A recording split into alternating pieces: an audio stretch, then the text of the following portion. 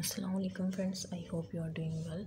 सो आज के इस लेक्चर में जो है हम कैरोटीनॉइड्स को डिस्कस करेंगे। प्रीवियस लेक्चर में जो है क्लोरोफिल के बारे में हमने डिटेल स्टडी की थी फ्रॉम फेडरल टेक्स्ट बुक, और आज के इस लेक्चर में जो है हम कैरोटीनॉइड को डिस्कस करेंगे। ठीक है, सो स्टार्ट करते हैं। बिस्मिल्लाहिर्रहमानिर्रहीम। सो कैरोटीनॉइड्स, ठीक है, ये भी एक तरह का जो है पिगमेंट है।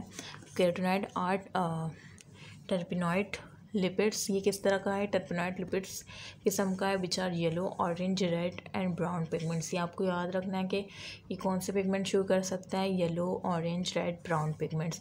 दे absorb light strongly in the blue violet range. ये बात याद रखनी है क्योंकि एमसीक्यू आ सकता है कि कौन जो है वो एब्जॉर्ब कर सकता है स्ट्रांगली ब्लू वॉयलेट रेंज को। तो कैरोटीनॉइड ही है जो कि एब्जॉर्ब करता है light strongly in the blue violet range. ठीक है, they are seen in leaves before leaf fall. ये आप कैरोटीनॉइड को जब देख सकते हैं जब लीव में बिफोर लीफ फॉल मतलब जब पत्ते गिरते हैं, तो गिरने से पहले जो है आप ये कलर बखूबी देख सकते हैं। तो जो कलर होता है वो कैरोटीनॉइड की वजह से होता है। येलो येलो लीव जो होते हैं ना, तो वो जब हालांकि मौसम में जब वो गिरते हैं तो मतलब गिरने से पहले उनका कलर बिल्कुल येलोइश होता है। तो वो कलर किस वजह से होता है? Due to carotenoids. ठीक है, तो they are seen in leave before leave fall, present in some flowers. और ये सिर्फ वही नहीं होते बल्कि कुछ फ्लावर्स में भी होते हैं। ठीक है, फ्रूट्स में भी होते हैं ये। ठीक है, जो कि ये कलर शो कर सकते हैं easily, yellow, orange, red, brown pigment. अच्छा, the carotenoid act as accessory pigment. Carotenoid जो है वो एक्ट करते हैं किसके तौर पर? एसेसरी पिगमेंट के तौर पर, अलॉन्ग विथ क्लोरोफिल बी। किसके साथ? क्लोरोफिल बी के साथ। As they absorb light energy, वो एनर्जी को एब्जॉर्ब करते हैं, उसको ट्रांसफ़र करवाते हैं a to the chlorophyll a. ठीक है, जो कि रिएक्शन सेंटर है। ठीक है, जो मैं ऑलरेडी इसके बारे में काफ़ी डिटेल में बात कर चुकी हूँ। तो ये है कि आपको याद रखना है कि क्लोरोफिल बी एंड कैरोटीनॉइड जो है क्या है? एसेसरी पिगमेंट है जो कि असिस्ट करते हैं क्लोरोफिल ए को। ये ये लाइट एनर्जी का वो पार्ट एब्जॉर्ब करते हैं जो कि डैमेज कर सकता है क्लोरोफिल ए को। ठीक है, सो ये जो है उस लाइट को एब्जॉर्ब करते हैं और फिर उस लाइट को जो है ये ट्रांसफ़र करवाते हैं रिएक्शन सेंटर में क्लोरोफिल ए को। ठीक है, क्योंकि क्लोरोफिल ए जो है ना, अब आपका ये क्वेश्चन होगा कि क्लोरोफिल ए के तमाम लाइट को एब्जॉर्ब नहीं करता। जिस तरह से मैंने अभी एक लाइन कही कि ये कुछ लाइट्स जो हैं वो क्लोरोफिल ए के लिए जो है वो मतलब क्लोरोफिल ए के लिए नुकसानदेह हो सकती है। ठीक है, तो वो क्लोरोफिल ए जो है उसको अब्जॉर्ब ही नहीं कर पाता। उसके अंदर कुछ लाइट्स जो है ना, लाइट्स की वेवलेंथ, वो उसके अंदर एबिलिटी नहीं होती।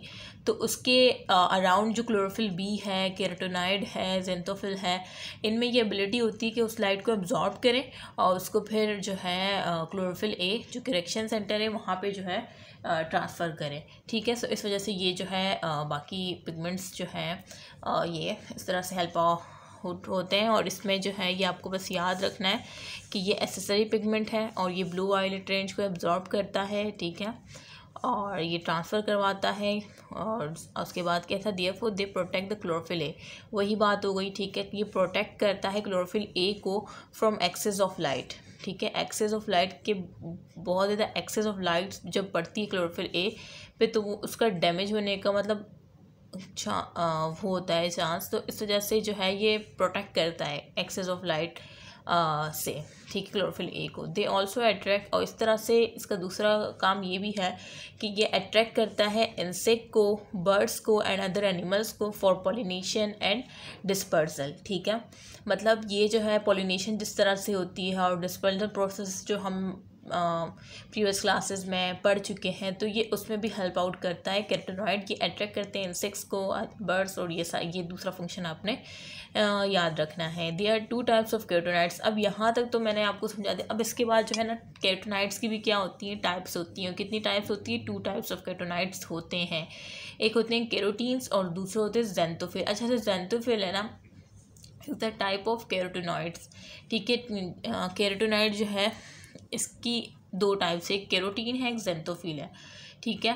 कैरोटीनॉइड जो है ये आपको याद रखना है कि एक टर्पिनॉइड लिपिड है और ये yellow, orange, red, brown pigments को एब्जॉर्ब कर सकता है। लेकिन जब हम टाइप्स की बात करते हैं तो the carotene are orange red pigment. यह आपको याद रखना है कि जो कैरोटीन है वो ऑरेंज रेड पिगमेंट है, मतलब इसमें ये ऑरेंज रेड जो है वो कैरोटीन है। Compose of isoprenoid units and are found in all photosynthetic eukaryotes. और ये फाउंड होता है तमाम फोटोसिंथेटिक यूकैरियोट्स में। ये भी एमसीक्यूज आ सकता है और मेरे ख्याल से किसी ईयर में आया भी हुआ था, एक तो मैं भूल गई हूँ, लेकिन ये आ सकता है। और इसमें जो है फिर आप लोग जो है ये इस तरह से आ सकता है कि which pigment found in all photosynthetic eukaryotes. तो कैरोटीन ऑप्शन होगा वहाँ पे, तो आपने टिक करना है कैरोटीन पे, ठीक है। अगर आपने वर्ड टू वर्ड बुक की लाइन समझी होगी, पढ़ी होगी, तभी आप जो है एबल हो पाएंगे इसको क्लिक करने, वरना आप जो है क्लोरोफिल ए की तरफ बच्चे ज़्यादा फिर वो करते हैं, तो वो रॉन्ग होगा आपका। और इसमें यो आपको इस तरह से भी कर सकता है कि वो यूकैरियोट्स की जगह प्रोकैरियोट्स लगा देगा, तो तब आपको नन की तरफ जाना है, ठीक है।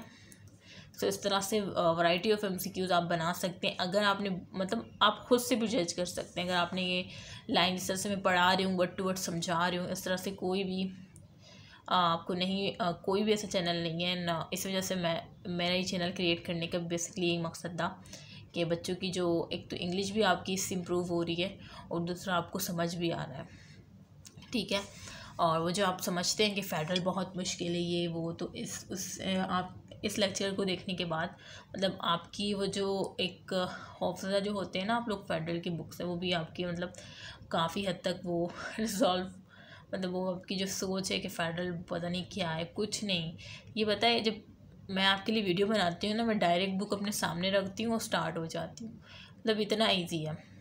पता है ईजी वो होता है, मुश्किल वो होता है जो कि मतलब आपको पूरा समझ नहीं आया, और पूरा समझ आपको तब नहीं आता जब आपके पास डिटेल नहीं होगी किसी भी मैटर को समझने के लिए। आप क्या करते हैं, आप डिटेल लेते हैं, क्या यह हुआ क्या था पूरा मुझे बताएं, इस तरह से कहते हैं ना आप, तब आप उसका सोल्यूशन बता सकते हैं। लेकिन अगर ऊपर से कोई आपको बता दे कि शॉर्टली, तो आप उसका सोल्यूशन दे ही नहीं सकते प्रॉपर, ठीक है। और आपको समझने की नीड होगी उस प्रॉब्लम को सॉल्व करने के लिए या उस मैटर को सॉल्व करने के लिए। तो एज़ इट इज़ बुक का भी यही है कि फ़ेडरल में काफ़ी डिटेल होती है और इसी वजह से ये काफ़ी ईजी लगती है मुझे, काफ़ी ज़्यादा।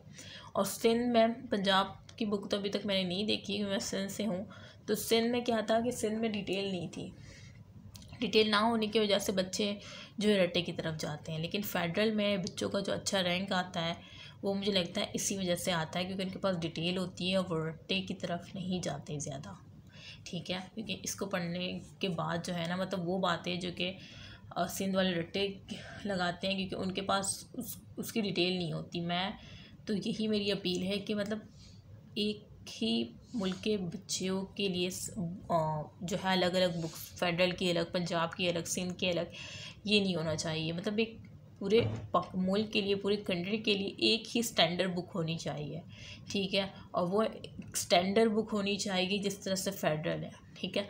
अब सिंध की अलग है, पंजाब की अलग है। जब ये लोग एक स्टैंडर्ड टेस्ट ले रहे हैं, इससे पहले इनको ये करना चाहिए था एक स्टैंडर्ड बुक अरेंज करते हैं, देन ये लोग मूव करते। लेकिन ऐसा कोई प्रोसेस नहीं होता, हर कोई यहाँ पे अपनी चलाता है।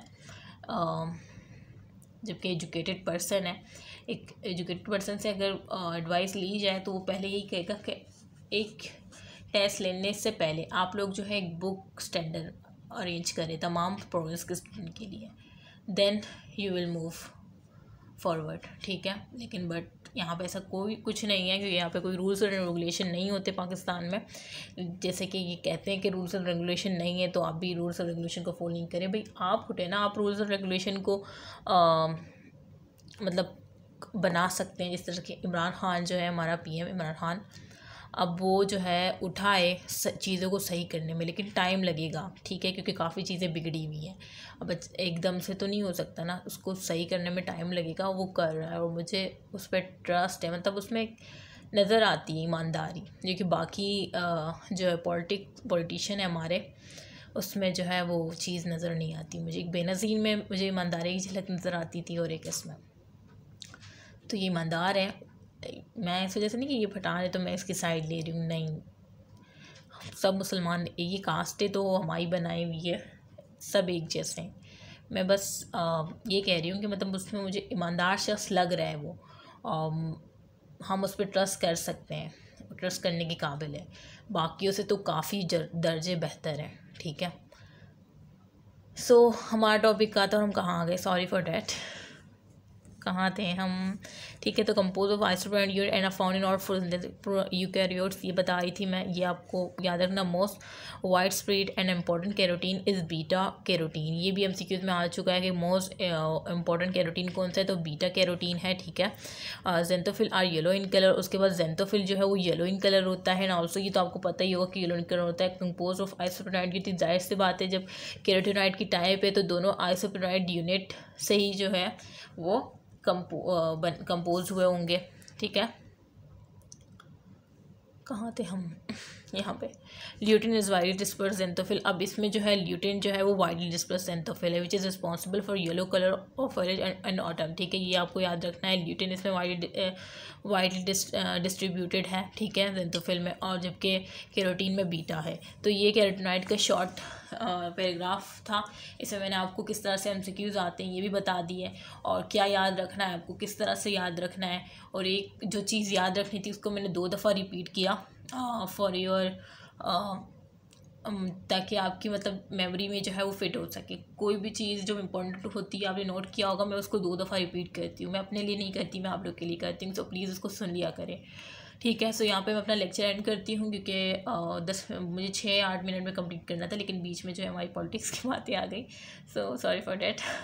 और यहाँ पे मैं अपनी वीडियो को एंड करती हूँ। कैरोटीनॉइड्स, अब हमारा क्लोरोफिल का जो है यहाँ पे एंड हो जाता है। मुझे प्रीवियस वीडियो में कैरोटीनॉइड का करना था, लेकिन मेरे मोबाइल में स्पेस ना होने की वजह से जो है वीडियो ऑटोमेटिकली ऑफ हो गई थी, सो मैं नहीं कर पाई। तो ये जो है यहाँ पे हमारा क्लोरोफिल का जो पिगमेंट्स का था वो मैंने रोल आपको डिस्कस कर दिए। ठीक है, और इसके अंदर मैंने वैरायटी ऑफ एमसीक्यूज़ किस तरह से आ सकते हैं वो भी आपको बता दिया है। ठीक है, सो अगर आपको ये लेक्चर अच्छा लगा है और आपको इससे कोई फ़ायदा हुआ है तो आप लोग लाइक करें और अपने फ्रेंड के साथ शेयर करें। ठीक है, डिफरेंट ग्रुप्स में अपने फ्रेंड्स और रिलेटिव के साथ ज़्यादा से ज़्यादा शेयर करें ताकि उनकी भी हेल्प हो सके। और क्योंकि वो बहुत ही ज़्यादा है वो बच्चे हैं जो कि बुक की रीडिंग नहीं कर पाते खुद से। ठीक है, क्योंकि मेरे पास मैसेजेस आते हैं, इस वजह से मैं जो है ये जज कर पा रही हूँ। सो उनकी ज़्यादा से ज़्यादा आप जिस तरह से आपको ये चैनल जो है ये मैं जानती हूँ आप लोग इस चैनल आप लोग का ही चैनल है और आप लोग इसको बहुत ज़्यादा लाइक करते हैं, I know. So do share and like, तो प्लीज़ यहाँ पे अपने सो आज जो है हमारे रमज़ान का आखिरी दिन है और मुझे अपनी दुआओं में ज़रूर याद रखिएगा। और यहाँ पे जो है मैं वीडियो को एंड करती हूँ, अपनी दुआओं में ज़रूर याद रखिएगा। ओके, अल्लाह हाफ़िज़। इंशाल्लाह नेक्स्ट लेक्चर में जो है हम एब्जॉर्प्शन स्पेक्ट्रम को डिटेल में डिस्कस करेंगे। सो नेक्स्ट लेक्चर में मिलते हैं। अल्लाह हाफ़िज़।